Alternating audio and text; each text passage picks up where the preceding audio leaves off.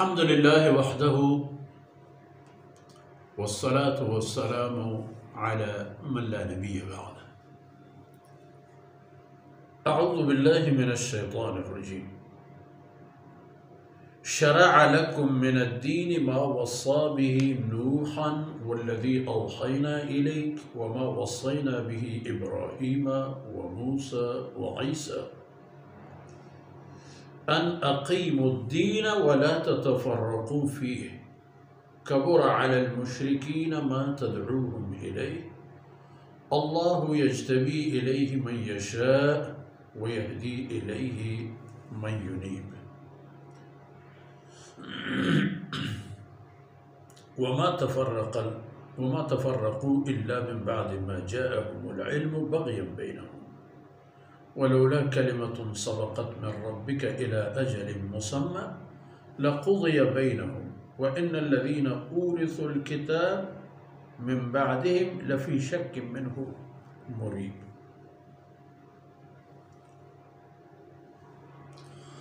سبحانك لا علم لنا إلا ما علمتنا إنك أنت العليم الحكيم. رب اشرح لي صدري ويسر لي أمري واحلل عقدة من لساني يفقهوا قولي واجعل لي وزيرا من أهلي رب زدني علما وارزقني فهما ثم أما بعد. گرامی قدر بھائیوں بہنوں اور پیارے بچوں، شرع لکم من الدین ما وصى به نوح، ایک بات کی طرف خصوصی توجہ ہو جائے تو مزہ آئے گا۔ جناب محمد رسول اللہ صلی اللہ علیہ وسلم نے قوم کو کیا بتایا، کیا فرمایا، کیا سکھایا، کیا دکھایا، وہ سب باتیں قرآن کریم میں موجود ہیں۔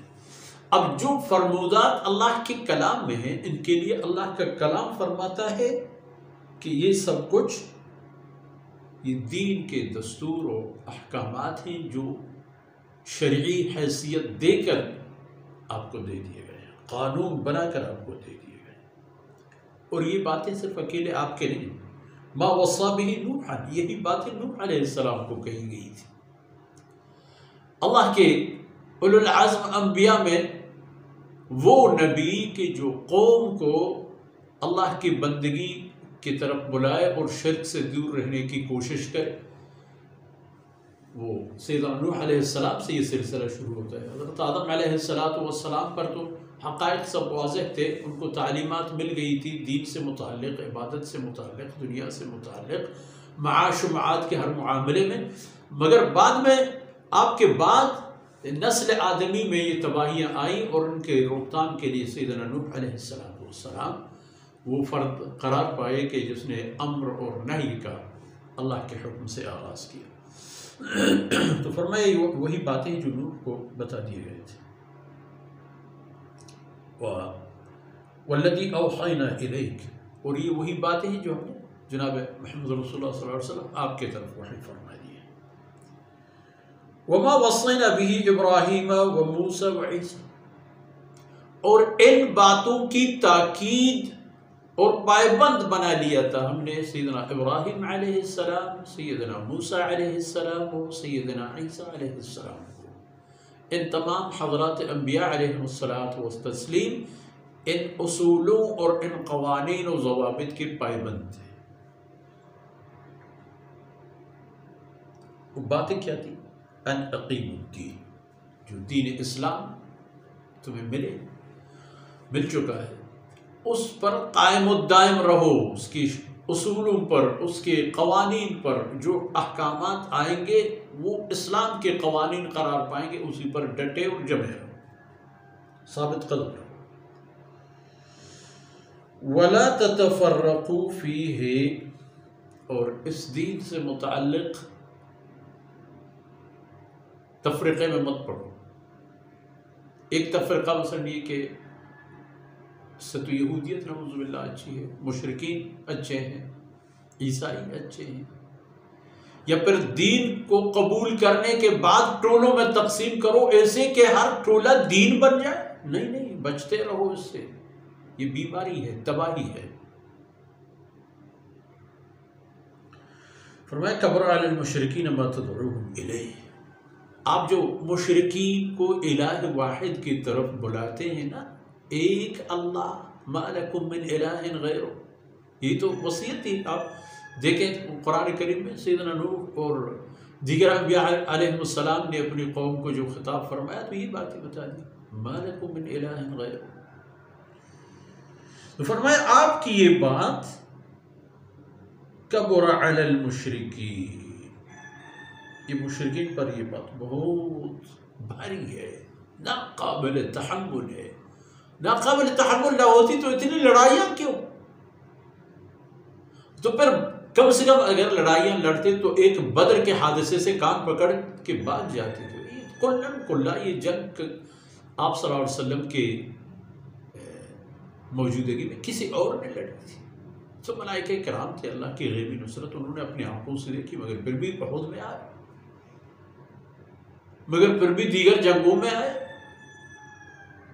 حتیٰ کہ اسلام کے بعد جب حضرت صلی اللہ علیہ وسلم دنیا سے رحلت فرما گئے تو بہت ساری قومیں اور لوگ مرتد بھی ہو گئے، باوجود کہ اسلام میں جو حقانیت تھی اور جو خیر تھی وہ بھی ان کے لیے صاف ظاہر تھی۔ کبر علی المشرکین ما تدعوهم الیہ، لیکن فرمایا اللہ یجتبی الیہ من یشاء ویہدی الیہ من ینیب، اللہ رب العزت چن لیتا ہے اپنے رضا کے اعمال میں کے لیے، اپنے رضا کے اعمال کے لیے، اپنی جنت پانے کے لیے، اپنی نعمتوں کی تصاحب و تصرف کرنے کے لیے، چاہے جس کو انتخاب کر دے۔ وَيَهْدِي إِلَيْهِ مَن يُنِيبُ، اور جو اللہ کی طرف انابت کر لیتا ہے، رجوع کر لیتا ہے، اللہ رب العزت اس کو رہنمائی بھی فرما دیتا ہے۔ جو اللہ کی طرف آنا چاہے تو اللہ کی طرف سے اسے رہنمائی ملتی ہے۔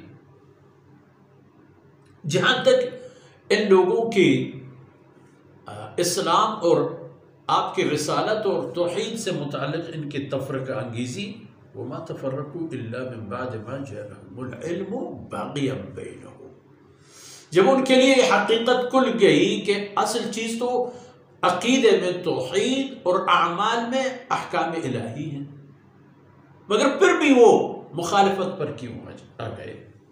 فرمایا یہ جاننے کے بعد اس مرحلے پر جو آ گئے وہ اس لیے بغیًا بینہم، یہ ان کے اندر جو کینہ اور حسد ہے اس بنیاد پر ہی بغاوت کر گئے اور اللہ کے احکامات کے منکر ہو گئے۔ اب انہوں نے شرک کو قبول کر کے، توحید کو چھوڑ کر کے اللہ کے رسول کے مقابلے میں کھڑا ہو کر اپنی تباہی کو تو آواز دی، لیکن وَلَوْلَا كَلِمَةٌ سَبَقَتْ مِن رَبِّكَ إِلَىٰ أَجَلٍ مُّسَمًّى، اگر تیرے رب کی طرف سے ایک میعاد مخصوصہ و مقررہ نہ ہوتا، دنیاوی زندگی ہر ایک کے لیے ایک وقت متعین ہے، اگر یہ بات نہ ہوتی لَقُضِيَ بَيْنَهُمْ، کب سے ان کا فیصلہ ہو چکا ہوتا، کس چیز کا؟ ان کی تباہی کا فیصلہ۔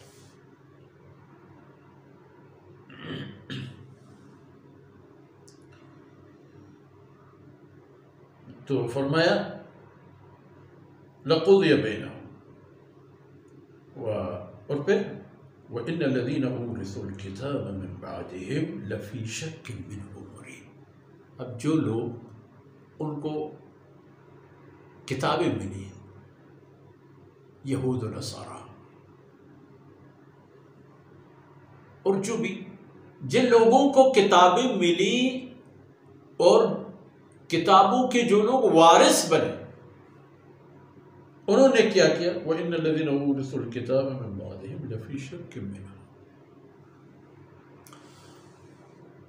اسلام کی حقانیت اور حقیقت سے متعلق جن لوگوں کو پہلی کتابیں ملی تھی وہ شک اور وہم میں مبتلا ہے اس کے حقیقت سے متعلق، اور شک بھی کہ مرید سرگردان کرنے والے شک، اس لیے وہ سرگردان ہیں، اس لیے وہ اس طرف توجہ نہیں کرتے، اس لیے وہ فیصلہ نہیں کر پاتے کہ تباہ ہونا ہے یا تباہی سے نکلنا ہے، اسی شش و پنج میں مبتلا ہو کر عاقبت الامر ان کے لیے وہی لمحہ آئے گا جس کے لیے انہوں نے اپنے آپ کو گنوایا ہے اور اللہ کی ناراضگی مول ہے، اور وہ ہوتی ہے ان کی دنیا و آخرت کی تباہی۔ اور ان معروضات کے ساتھ ہی آج کی باتیں اختتام پذیر ہوتی ہیں۔ وصلی اللہ علی نبینا محمد وعلی آلہ وصحبہ اجمعین۔